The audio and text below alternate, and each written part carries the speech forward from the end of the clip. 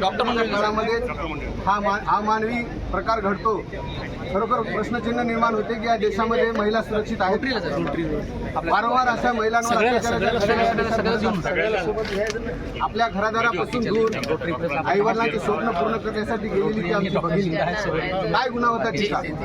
आपली ड्युटी करून रुग्णांची सेवा करून आपल्या निवासस्थानी गेलेली असताना आईवडिलांना बोलली मी चांगली आहो आणि त्यानंतर अतिशय क्रूरतेने निर्घुणपणे या एवढ्या खालच्या पातळीला जाऊन एवढा अमानुषपर्यंत छळ करून तिच्यावर अत्याचार केला जातो। निश्चितच ही गोष्ट माणूस म्हणून माणसाला विचार करायला भाग पडणारी घटना आहे।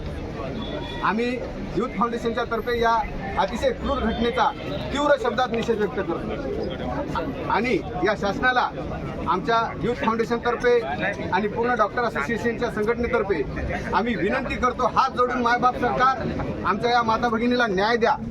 त्या हरामखोर त्या क्रूर त्या नराधमाला फाशीची शिक्षा झाली पाहिजे, आमची अशी कठोर शब्दात मागणी आहे। एवढंच आमच्या या सरकारपुढे गाऱ्हाण आहे आणि ही मागणी सरकार पूर्ण करेल अशी आम्ही आशा बाळगतो आणि पुन्हा एकदा यूथ फाउंडेशन तर्फे या घटनेचा जाहीर निषेध करतो।